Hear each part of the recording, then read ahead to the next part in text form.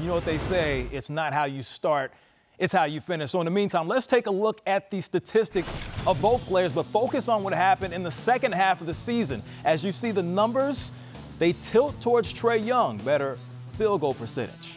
Of course, more points per game. The assists were out of this world and plenty of great moments. So this is what we're going to do now. We'll bring it back. So we will shift the conversation. And like I said, you both stated your case. But now, tell me why Trae Young is deserving of the Kia Rookie of the Year award. Mr. Smith, I'll start with you. Well, it's not that he's any more or less deserving than anybody else. He and Luka both had stellar rookie seasons. Trae Young's just got off to a little later start than Luka's. Luka was unbelievable from the first whistle of training camp. He let you know. He made that statement. Trae struggled with the transition. Couldn't find his shot, couldn't find a rhythm early on.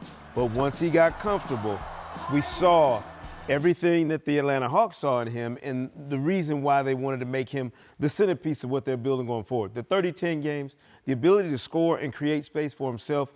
The shooting, which was supposed to be his hallmark, came later.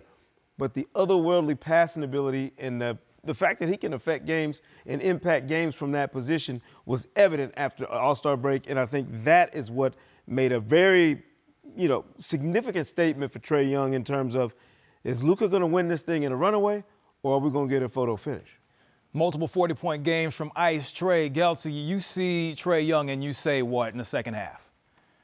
Well, you saw him in the first half, and he struggled with shot selection, and at times he wasn't sure of himself. And I give his head coach, Lloyd Pierce, a ton of credit because the development of what was going on between Trae's ears, to me, beyond everything else, is the main reason he came on as strong as he came on in the second half of the season. Because when he started to learn what shots he should and shouldn't be taking on an NBA floor, not only was he more efficient, but passing-wise, the whole world opened up to him a little bit. He all of a sudden found different alleys and different avenues to find teammates with the ball because he was learning what shots he shouldn't be putting up and knew when to keep the ball on the dribble, knew when to find somebody. The whole evolution mentally was what brought him along as well as he did. And the other thing is this with Trae Young, what he did in terms of just being more efficient, getting better, taking smarter shots, passing more, finding teammates, all of that stuff led to more wins for the Atlanta Hawks. And that's really, really an important factor, guys, because, yeah, we can look at all these numbers, 10 ways coming and going,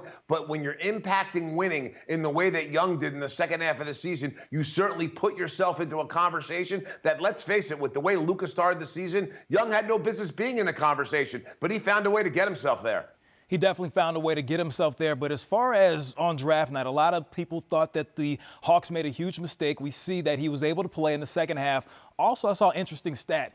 He's behind James Harden and Russell Westbrook for the third most 20-point, 10-assist games. Talk about his impact just on the team, being able to score, but also get teammates involved.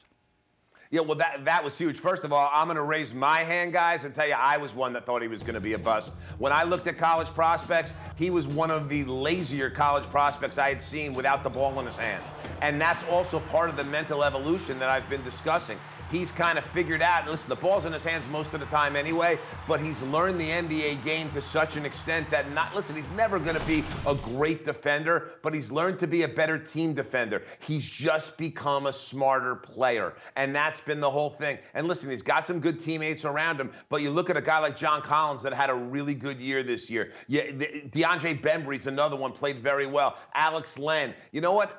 Trae Young got all these guys better. He really made them better players by finding them in the spots that they like to have the ball. And that's the sign of a guy that's on his way to being a heck of a good point guard in this league and potentially a great point guard, guys.